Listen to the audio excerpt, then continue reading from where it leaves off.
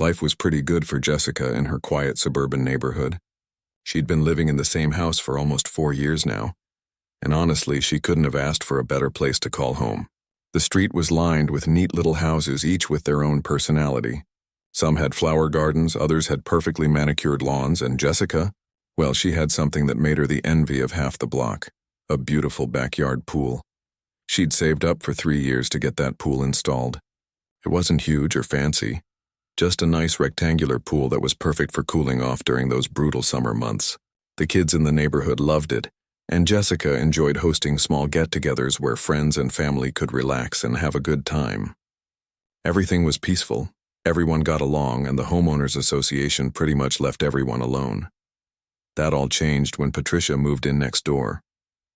Patricia wasn't just any new neighbor. Within her first week, she'd somehow managed to get herself elected as the new HOA president. Jessica still wasn't sure how that happened so quickly, but Patricia had a way of talking that made people listen. She was one of those people who always seemed to know exactly what to say and when to say it. At first, Jessica thought Patricia seemed nice enough. She was probably in her early 50s, always dressed like she was heading to an important business meeting even when she was just checking her mailbox. Her hair was always perfectly styled, her makeup was always just right, and she had this way of smiling that looked friendly but somehow didn't quite reach her eyes. The first sign of trouble came on a Saturday morning in late June. Jessica was getting ready to host a small barbecue for her brother's family. Nothing crazy, just her brother, his wife, and their 2 kids. They did this maybe once a month, and it was always low-key. Good food, some swimming, and lots of laughs. Jessica was out by the pool, checking the water temperature and making sure everything was clean, when she noticed Patricia standing at the fence that separated their yards. She wasn't just glancing over like neighbors sometimes do. She was really studying Jessica's backyard, and she had a clipboard in her hands. A clipboard?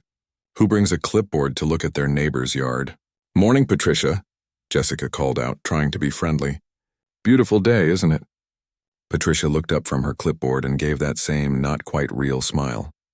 "Oh, hello, Jessica. Yes, lovely day. I was just making some notes about the neighborhood. You know, as the new HOA president, I want to make sure everything is up to standard." That was weird. Jessica had lived here for years, and the previous HOA president, old Mr. Chen, had never felt the need to inspect anyone's backyard with a clipboard. But Jessica just shrugged it off. Maybe Patricia was just being thorough. A few hours later, Jessica's family arrived. Her brother Tom brought his famous burgers, and his wife Lisa came with a huge fruit salad. Their kids, 9-year-old Ben and 7-year-old Katie, immediately ran to the pool in their swimsuits. The adults sat around the patio table, catching up and enjoying the warm weather. It was exactly the kind of afternoon Jessica loved. The kids were having a blast in the pool, splashing around and playing games. The adults were relaxing, sharing stories, and enjoying each other's company. The music was playing softly in the background. Nothing loud, just some classic rock at a volume where you could easily talk over it. That's when Patricia showed up at the back gate. She wasn't in her usual business meeting outfit this time. Instead, she was wearing a crisp white blouse and khaki pants, and she was carrying a folder that looked official. She also had that clipboard again, and this time she was writing on it as she walked up to the patio. "Excuse me," Patricia said, her voice cutting through the relaxed atmosphere like a knife. "I need to speak with you about some concerns I have." Jessica stood up, a little confused but still trying to be polite. "Sure, what's going on?" Patricia opened her folder and pulled out several sheets of paper. "I've been reviewing the HOA guidelines, and I'm afraid your gatherings here are in violation of several community standards." Jessica felt her stomach drop a little. "Violations? What kind of violations?" "Well, for starters," Patricia said, consulting her papers, "the noise level from your pool activities is disturbing the peaceful enjoyment of the neighborhood. I can hear children screaming from my living room." Jessica looked over at the pool where Ben and Katie were playing a quiet game of catch with a beach ball. They weren't screaming. They were just being kids having fun in the water. "Also," Patricia continued, "you have more than the recommended number of people for a backyard gathering. Our new guidelines suggest no more than 4 people for pool parties." "New guidelines?" Jessica asked.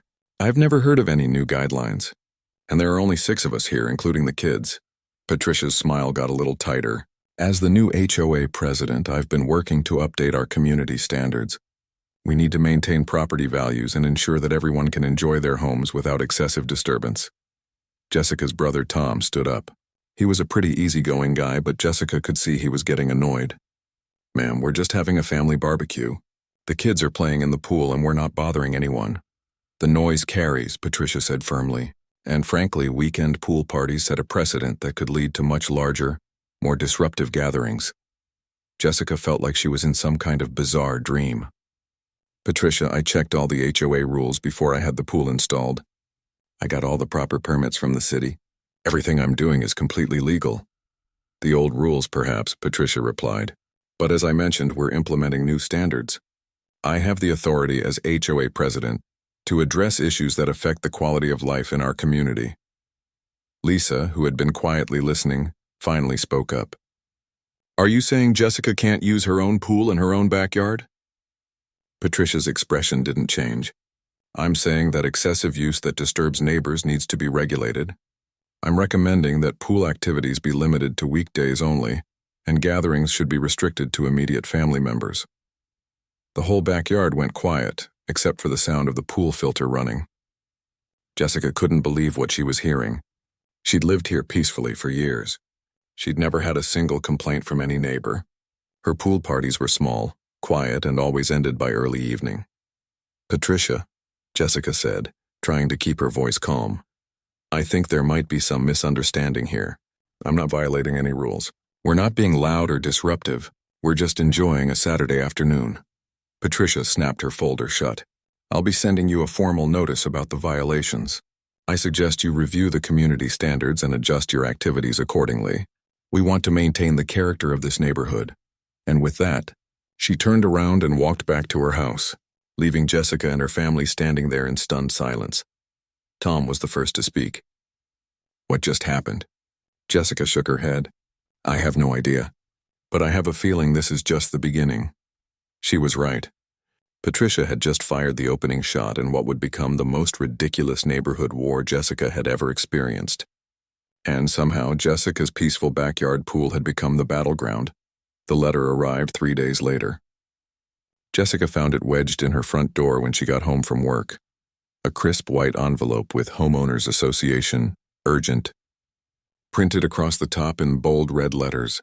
Inside was 2 pages of official-looking text that basically said she was in violation of community noise ordinances and needed to immediately cease all excessive recreational water activities during weekend hours.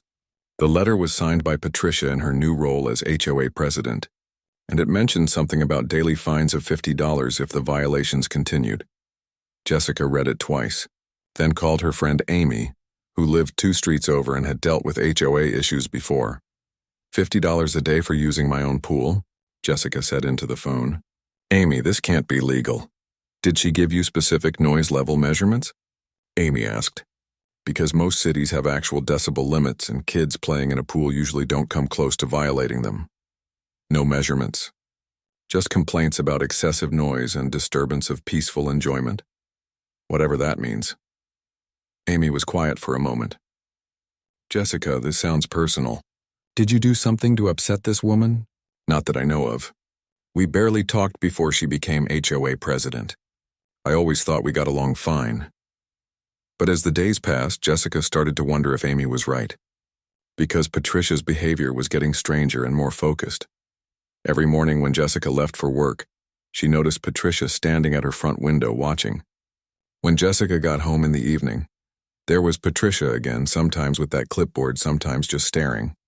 It was creepy, but Jessica tried to ignore it. Then Patricia started taking pictures. Jessica first noticed it on a Thursday evening when she was floating on a pool lounger, reading a book. She heard a camera click and looked up to see Patricia standing on her back deck, with her phone pointed right at Jessica's backyard. When Patricia saw Jessica looking, she quickly put the phone down and went back inside. The next day, Jessica got another letter. This one included printed photos of her violation activities. The photos showed Jessica floating peacefully on her lounger, and somehow Patricia had written, "Excessive recreational water use, 6:47 p.m." across the bottom. Jessica stared at the photo in disbelief. She was literally just floating and reading a book. How is that excessive? Over the next 2 weeks, the letters kept coming. Patricia seemed to be documenting every single time Jessica or anyone else used the pool. There were photos of Jessica doing laps in the morning before work, pictures of her neighbor's kid jumping in the pool during a playdate, even a photo of Jessica's elderly mother sitting by the pool with her feet in the water during a visit. Each letter came with new violations and increasing fine amounts. Patricia claimed that early morning swimming disturbed her sleep. Afternoon activities were inappropriate for a residential setting. Evening pool use was excessive noise after business hours. Jessica felt like she was losing her mind. She'd called the city offices and confirmed that there were no noise ordinances being violated. She'd checked the original HOA bylaws that she'd signed when she bought the house, and nowhere did it say anything about limiting pool use. But Patricia wasn't just sending letters anymore. She'd started recruiting other neighbors. It started with the Hendersons, who lived 3 houses down. Jessica had always gotten along fine with them, but suddenly Mrs. Henderson was giving her cold looks when they passed on the street. Then Mr. Rodriguez from across the street started avoiding eye contact when they used to wave to each other every morning. Jessica found out what was happening when her next-door neighbor on the other side, elderly Mrs. Kim, came over looking upset. "Jessica, dear," Mrs. Kim said, wringing her hands nervously, "that Patricia woman came to my door yesterday. She said you were causing problems in the neighborhood and asked me to sign some kind of petition." "A petition for what?" "Something about noise complaints and property values going down because of your pool parties. She said if enough neighbors signed it, the HOA could force you to remove the pool entirely." Jessica felt sick. "Mrs. Kim, I hope you know I've never done anything to bother you or anyone else." "Of course, dear. I told her I thought she was being ridiculous. Your pool is lovely, and you've always been such a considerate neighbor. But I'm worried." She seemed very determined, and she said she already had several signatures. That weekend, Jessica found out just how determined Patricia really was. Jessica's niece was visiting for her 10th birthday, and Jessica had planned a small pool party. Just family, Jessica's sister, her niece, and Jessica's parents. 6 people total, including Jessica herself. They were having cake by the pool when Patricia showed up at the gate again. But this time she wasn't alone. She had 2 other people with her, a middle-aged man Jessica didn't recognize and Mrs. Chen from the end of the street. "This is exactly what I was talking about," Patricia announced, pointing at the small birthday party. "Unauthorized gatherings, excessive noise, and complete disregard for community standards." Jessica's father, who was usually the most patient man in the world, stood up slowly. "Ma'am, we're celebrating my granddaughter's birthday." "What's the problem?" "The problem," Patricia said, "is that this type of activity sets a precedent for larger, more disruptive gatherings. Today it's 6 people. Next month it could be 20. Jessica's 10-year-old niece looked like she was about to cry. The birthday party atmosphere had completely evaporated. "Patricia," Jessica said, trying to keep her voice steady, "this is a family birthday party. We're not being loud. We're not bothering anyone. Why are you doing this?" "I'm protecting property values and maintaining community standards," Patricia replied. "As HOA president, it's my responsibility to address problems before they get out of hand." The man with Patricia stepped forward. "I'm Rick Thompson from 2 blocks over. Patricia showed me the photos of your parties, and frankly, I'm concerned about the precedent this sets." Jessica wanted to laugh. Photos of her floating quietly and reading a book were somehow evidence of wild parties? "What photos?" Jessica's sister asked. Patricia pulled out her folder and showed them the pictures she'd been taking. Jessica's family stared at the images. Jessica reading on a pool float. Jessica's mother with her feet in the water. Kids playing quietly with pool toys. "These look like normal pool activities," Jessica's father said, confused. "Excessive recreational water use," Patricia said firmly, "and unauthorized gatherings that violate community noise standards." Mrs. Chen, who had been quiet, finally spoke up. "Patricia, I live at the end of the street and I can't even hear anything from Jessica's backyard. Are you sure there's actually a noise problem?" Patricia's smile got tight.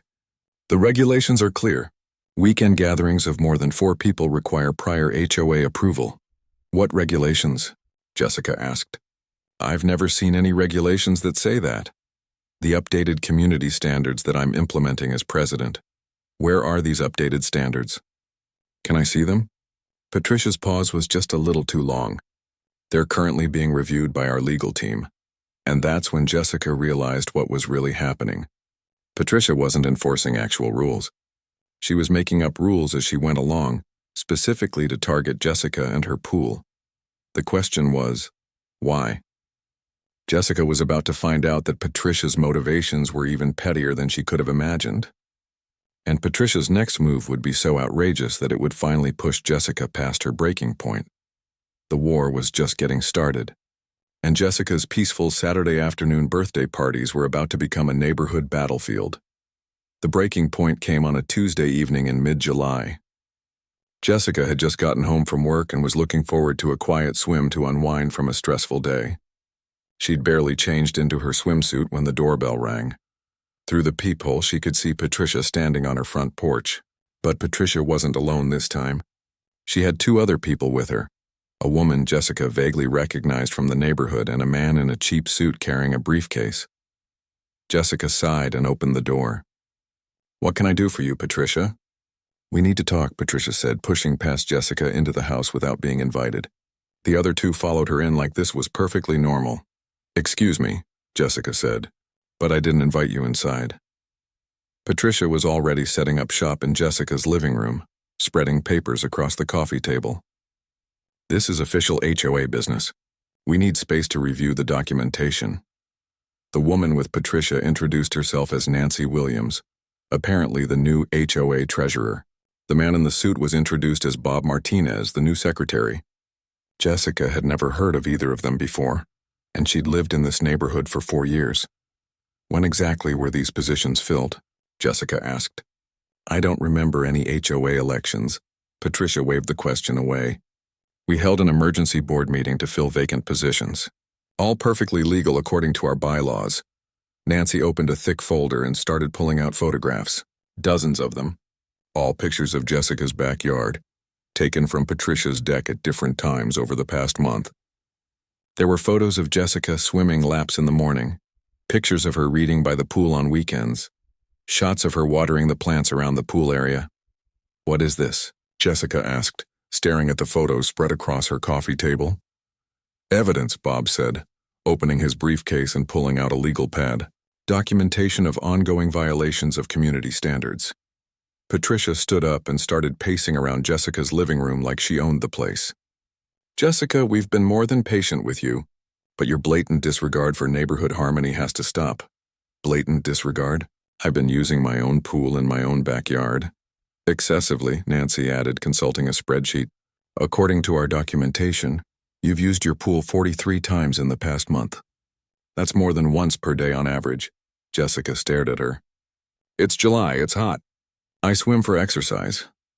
Morning swimming creates noise that disturbs neighbors who are still sleeping," Patricia said.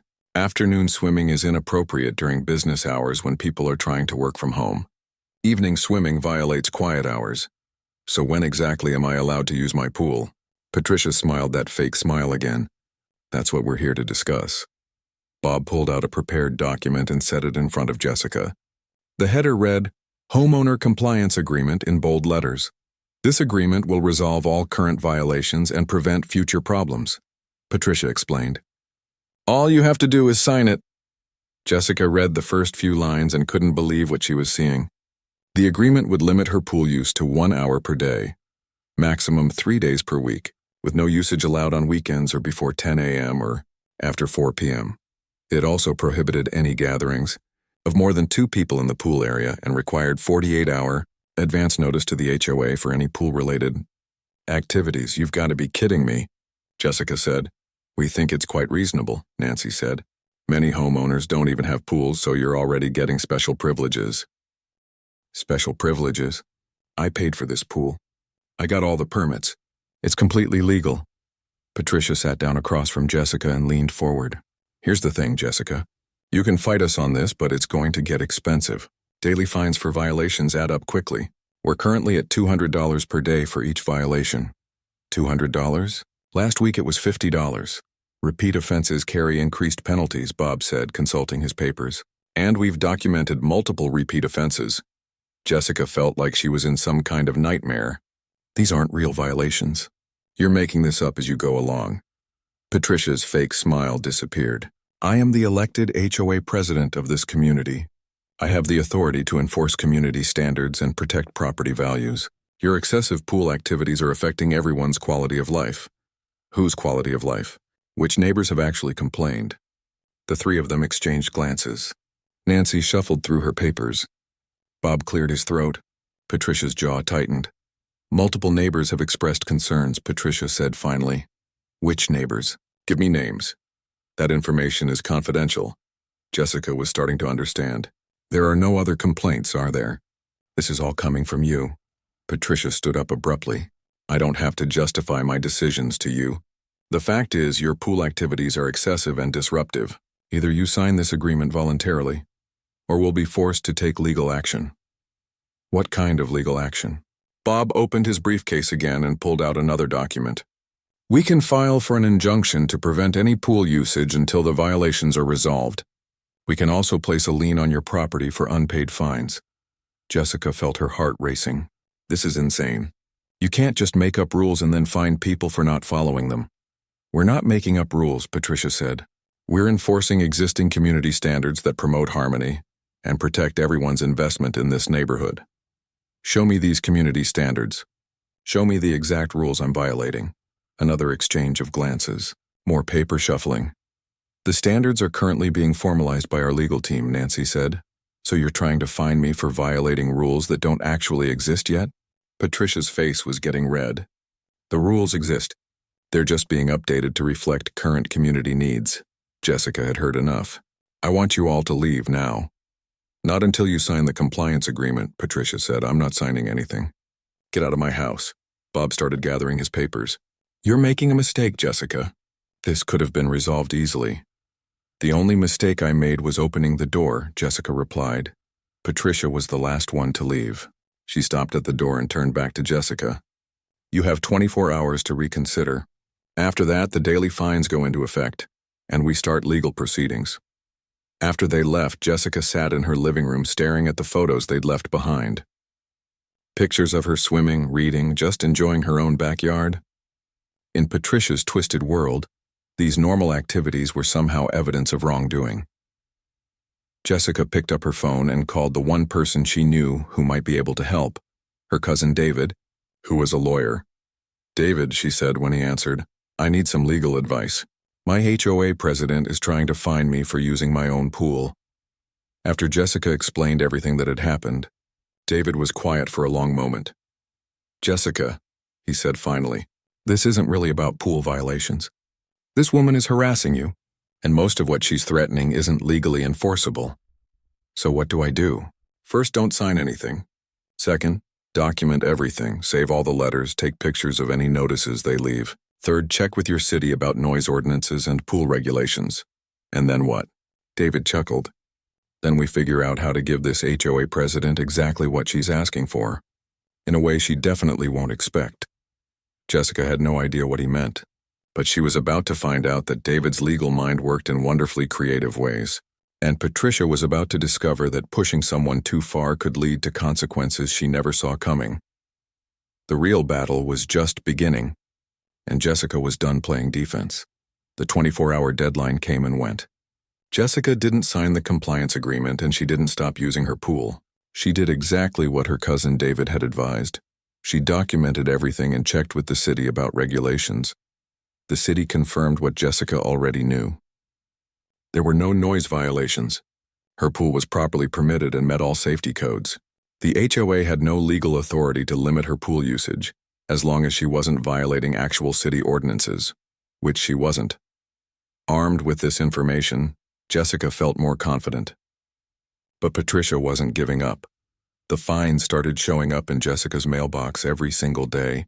$200 for unauthorized pool usage, $200 for violation of quiet hours, $200 for failure to comply with community standards. Within a week, Patricia claimed Jessica owed over $2,000 in fines. Jessica ignored them all, but Patricia was getting more creative with her harassment. She started calling the non-emergency police line whenever Jessica used the pool, claiming there were noise complaints. The first time it happened, Jessica was doing slow laps at 7 in the morning when 2 police officers showed up at her door. Ma'am, "We got a complaint about loud music and shouting coming from your backyard," the older officer said. Jessica was still dripping wet from the pool. "Officers, I was swimming laps by myself. No music, no shouting. Just swimming." The officers looked at each other, then at Jessica's quiet backyard where the only sound was the gentle hum of the pool filter. "Is this the first time you've had complaints?" the younger officer asked. "It's the first time anyone has complained, but my neighbor has been calling you guys, hasn't she?" The older officer sighed. "We've had several calls from the same address about noise issues. But honestly, ma'am, we can't hear anything that would violate noise ordinances." This became a pattern. Patricia would call the police anytime she saw Jessica near the pool. The officers started recognizing Jessica's address and getting visibly annoyed when they had to respond to another bogus complaint. Then Patricia escalated to calling code enforcement, claiming Jessica's pool wasn't up to safety standards. The inspector who came out was thorough but found nothing wrong. In fact, he complimented Jessica on how well-maintained everything was. "Your neighbor must really have it out for you," he said as he was leaving. "This is the third frivolous complaint I've investigated this month." But the final straw came when Patricia targeted Jessica's job. Jessica worked as a marketing coordinator for a small company downtown. She'd been there for 5 years and had a great relationship with her boss and co-workers. So she was shocked when her boss, Margaret, called her into the office on a Friday afternoon. "Jessica, I got a very strange phone call today," Margaret said. "Someone claiming to be from your homeowners association said you were involved in some kind of legal dispute that might affect your ability to work." Jessica's stomach dropped. "What exactly did they say?" "They wanted to know about your work schedule and whether you work from home on certain days. They also asked about your character and reliability." Margaret looked concerned. "Jessica, what's going on?" Jessica explained the whole situation: Patricia's harassment, the made-up violations, the constant police calls. By the time she finished, Margaret was shaking her head in disbelief. "This woman called your workplace to try to cause problems for you over a pool dispute?" Margaret said. "That's harassment, Jessica. You might want to think about getting a lawyer involved." That weekend, Jessica called David again and told him about Patricia calling her job. "Okay, that crosses a line," David said. "But actually, this might work in our favor. She's documenting her own pattern of harassment." "How is that going to help me?" "Because, cousin, I think it's time we gave Patricia exactly what she says she wants." David explained his plan, and Jessica couldn't help but smile. It was perfect, it was legal, and it was definitely going to make a point. The opportunity came sooner than expected. The following Tuesday, Jessica found a flyer in her mailbox. It was an invitation to a community enhancement garden party hosted by Patricia at her home the upcoming Saturday. The flyer was printed on expensive cardstock with fancy fonts and mentioned that several city council members and local business leaders would be attending. At the bottom, in bold letters, it said, "Please help us maintain the high standards that make our neighborhood special." Jessica read the flyer twice, then called David. "She's throwing a fancy garden party this Saturday," Jessica told him. "Perfect timing." "Is her backyard visible from yours?" "Very visible. Her deck has a perfect view of my pool area." "Even better. How do you feel about giving Patricia and her fancy guests a show they'll never forget?" Jessica grinned. "What do you have in mind?" David outlined the plan. It was brilliant, completely legal, and would give Patricia exactly what she'd been demanding: a quiet pool area. Just not in the way she expected.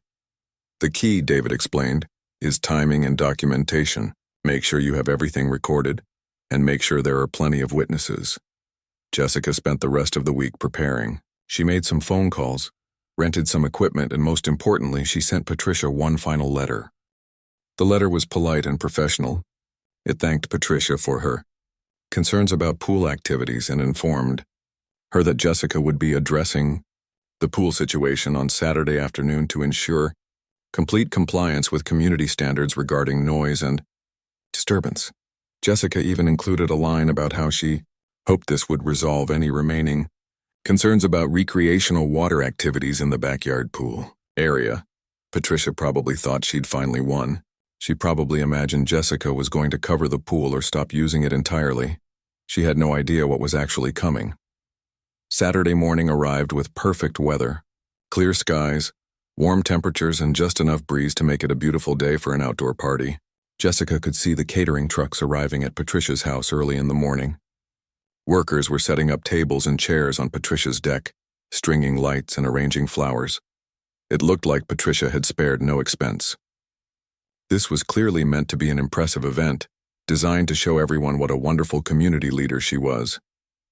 Jessica watched the preparations from her bedroom window and felt a mix of excitement and nerves. What she was about to do was completely legal, totally justified, and absolutely going to make a statement. But it was also going to be dramatic, and Jessica had never been one for drama. By noon, the first guests were arriving at Patricia's party. Jessica could see people in business casual attire mingling on the deck, holding drinks and making conversation. Someone had set up a microphone, suggesting Patricia might be giving some kind of speech. It was almost time. Jessica changed into her work clothes, old jeans, a t-shirt, and sturdy shoes. She put on safety glasses and work gloves. Then she went to her garage and fired up the equipment she'd rented for the day. The show was about to begin, and Patricia's fancy garden party was about to become unforgettable for all the wrong reasons. At exactly 2 o'clock in the afternoon, Jessica wheeled the industrial pump out of her garage. The party next door was in full swing. She could see at least 30 people on Patricia's deck, all dressed in their Saturday best, holding wine glasses and small plates of fancy appetizers. Someone was giving a speech. Jessica couldn't make out all the words, but she caught phrases about community, standards, and maintaining property values. She was pretty sure it was Patricia talking about her wonderful leadership and vision for the neighborhood. Perfect timing. Jessica had positioned her phone on a tripod to record everything. Her cousin David had insisted on documentation, and Jessica wanted to make sure every moment of this was captured. The pump was a serious piece of equipment, the kind used for emergency water removal from flooded basements. It could move thousands of gallons per hour, and it made a very distinctive sound when it was running. A loud, mechanical humming that would be impossible to ignore. Jessica connected the intake hose to her pool skimmer and ran the discharge hose down her driveway toward the storm drain in the street. Everything was legal and up to code. She checked with the city to make sure pool water could be discharged into the storm system. Then she put on her safety glasses, took a deep breath, and started the pump. The sound was immediate and unmistakable. A loud, steady mechanical whirring that cut through the polite conversation next door like a chainsaw.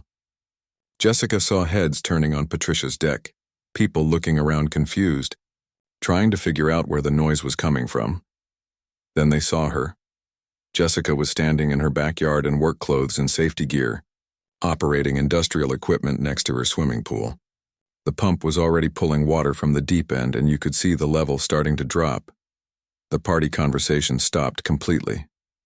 30 people in cocktail attire were staring at Jessica as she systematically began draining her 20,000-gallon swimming pool. Patricia appeared at the fence so fast she must have sprinted across her yard. "What are you doing?"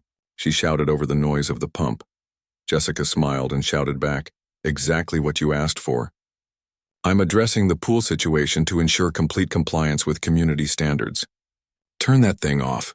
You're ruining my party." "I can't do that, Patricia. I'm following your directive to resolve all concerns about recreational water activities." By now, all of Patricia's guests had moved to the side of the deck closest to Jessica's yard. They were watching this unfold like it was the most entertaining thing they'd ever seen. A few people were taking pictures and videos with their phones. Patricia was frantically waving her hands. "This is not what I meant. But this is what you asked for," Jessica called back. "You wanted the pool area to be quiet and free from disturbance. Once I drain the pool completely, there won't be any more pool activities at all." The pump kept working, pulling hundreds of gallons per minute from the pool. The water level was dropping noticeably, and the sound of the equipment was drowning out any attempt at polite party conversation. One of Patricia's guests, a man in a business suit who looked like he might be one of those city council members, walked over to the fence. "Excuse me," he called to Jessica. "Is there a problem here?" Jessica turned off the pump for a moment so she could talk without shouting. "No problem at all, sir. I'm just complying with my HOA president's demands to stop all pool activities." Seemed like the most thorough way to handle it was to remove the water entirely. The man looked confused. "She asked you to drain your pool?" "She's been fining me $200 a day for using it," Jessica explained. claimed it was disturbing the neighborhood, so I figured the best way to ensure it never disturbs anyone again is to make it impossible to use. Another guest had joined the conversation. You're getting fined for using your own pool? Oh yes. Apparently swimming laps in the morning is too noisy. Reading a book while floating is excessive recreational water use. Having family over for birthdays violates community standards. The guests were looking at Patricia, who was standing there with her face getting redder by the minute. Patricia, the first man said, "Is this true? You're fining this woman for normal pool use?" Patricia's mouth was opening and closing like a fish. She was being disruptive. Disruptive how? Asked a woman who had joined the group at the fence. Jessica started the pump again. She took pictures of me reading a book on a pool float and claimed it was evidence of excessive recreational activities. The crowd was growing. More of Patricia's guests were leaving the deck and coming over to see what was happening. The formal garden party was turning into an impromptu neighborhood drama, and Jessica was just getting started. The pool was about a quarter empty now, and Jessica had switched to a longer hose that let her pump from the middle of the pool. The water was rushing down her driveway in a steady stream, carrying with it months of frustration and harassment. "You could have just talked to me about any concerns," Jessica called out to the growing audience, but instead she called the police on me for swimming laps, called code enforcement to try to find safety violations, even called my workplace to try to get me in trouble. "She called your job?" asked one of the guests. Patricia tried to speak up. "I was just trying to maintain community standards."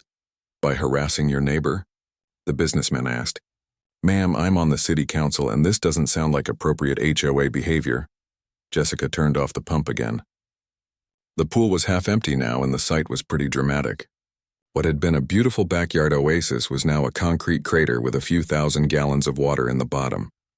"The best part," Jessica announced to the crowd, "is that she wanted me to sign an agreement limiting my pool use to 1 hour a day, 3 days a week, with no weekend usage and 48-hour advance notice for any pool activities."